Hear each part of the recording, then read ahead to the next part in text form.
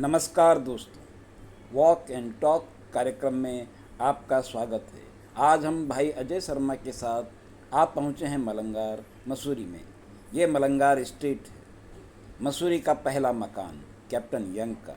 चलिए सुनते हैं मसूरी की कहानी भाई अजय शर्मा की जुबानी। भी क्षेत्र है, ईस्टर्न पार्ट है मसूरी का, और यहाँ से मसूरी की शुरुआत होती है। तो मसूरी की जब हम मसूरी की बात करते हैं तो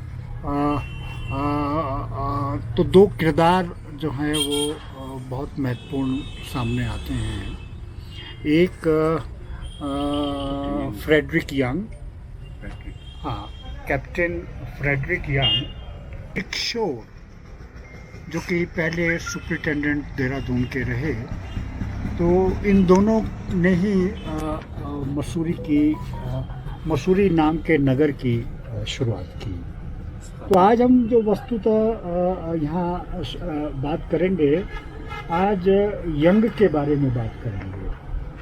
और यंग का बहुत बड़ा योगदान मसूरी के विकास में और मसूरी के प्रारंभिक विकास में रहा है। और यंग के बारे में अगर ये कहा जाए कि वो 35 साल तक देहरादून जौनसार के घोषित राजा के तौर पे रहे तो अतिशयोक्ति नहीं होगी।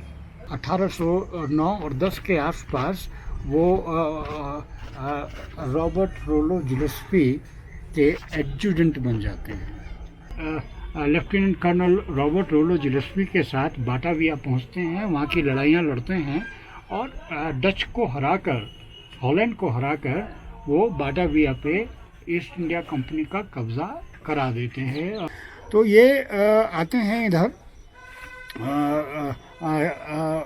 कंपनी का गोरखों के खिलाफ कैंपेन का आदेश हो जाता है और डेविड ऑक्टरलोनी को ये जिम्मेदारी दी जाती है, जनरल डेविड ऑक्टरलोनी को, कि वो इस कैंपेन को लीड करें। वो कहानी हम खलंगा में कर चुके हैं।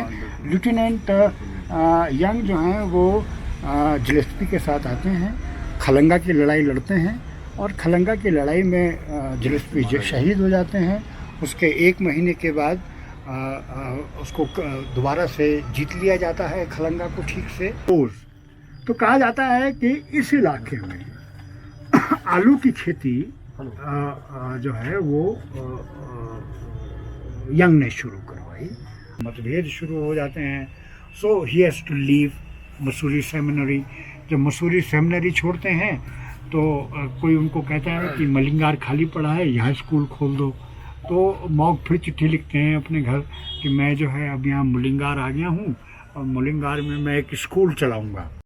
यंग की कहानी सुनने के बाद हम पहुंच गए 4 दुकान। यहाँ से हम प्रकृति के खूबसूरत नज़ारों को देखते हुए आगे बढ़ चले। ट्रैक बोलते हैं इसको। चक्कर 8 की तरह है, ऊपर छोटा गोला और नीचे बड़ा गोला। ओह अच्छा। तो अभी हम बड़े वाले गोले में हैं और उसके बाद हम छोटे गोले में आएंगे। हाँ चलिए चलिए चलिए। क्या पी रहे हैं? Let me volunteer.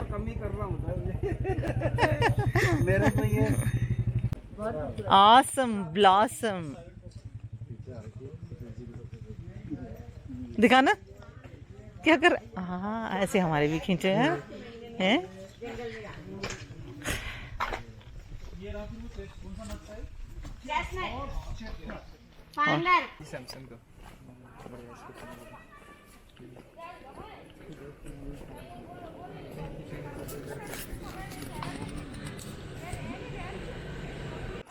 बांस देवदार के ये खूबसूरत जंगल हर किसी का मन मोह लेते हैं। Your voice is been recorded. हमें किसी के पिताजी की डर नहीं पड़ता। हमें वोदका रखना, वोदका ले। हमें रेड वाइन चाहिए।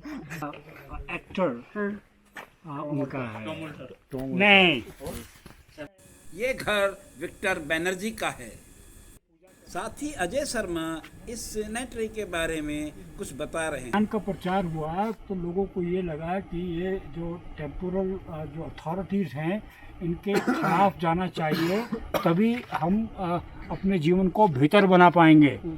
तो वहाँ से क्रिश्चियनिटी के अंदर एक और डिनोमिनेशन की शुरुआत होती है जिसको हम प्रोटेस्टेंट के नाम से जानते हैं, और उसको लीड किया मार्टिन लूथर किंग ने, है ना। और मार्टिन लूथर किंग जो है वो पूरे यूरोप में बहुत तेज़ी से ये फैला, और उसी के साथ साथ जो कैथोलिक परंपरा थी उसका जो हेगेमनी थी पूरे यूरोप में वो ख़त्म हुई, और इंग्लैंड जो है वो चर्च ऑफ इंग्लैंड बना। अच्छा। वो पोप के दायरे से बाहर निकल के इंग्लैंड चर्च ऑफ इंग्लैंड बना, और उन लोगों ने उनको प्रोटेस्टेंट कहा गया। तो हिंदुस्तान में जब वो लोग आए तो अब यूरोप से कैथोलिक भी आ रहे हैं, प्रोटेस्टेंट भी आ रहे हैं, इनके चर्चेस भी अलग थे और इनकी सिमेट्रीज भी अलग थी। यहाँ हम इस सेंटर के बारे में जान रहे हैं। अब हम पहुँच गए हैं सिस्टर बाजार। यह एक पुराना बाजार है।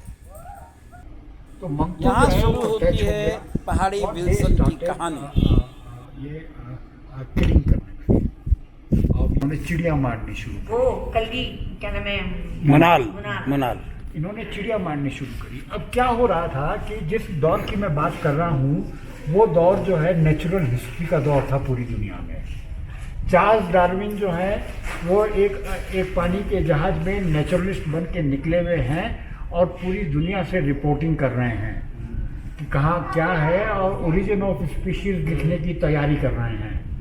और इंग्लैंड में इस बात की बहुत लोगों में जिज्ञासा है कि हिंदुस्तान में कौन कौन सी चिड़िया होती हैं, कौन कौन से जानवर होते हैं।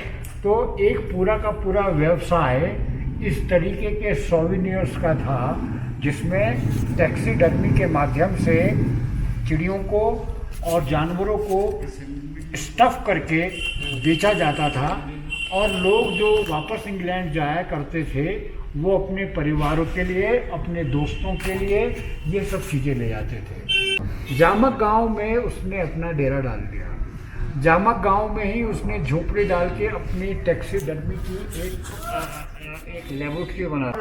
टैक्सीडर्मी में सबसे मेन कंपाउंड क्या इस्तेमाल होता है? Can anybody tell me? Arsenic soap इस्तेमाल होता है।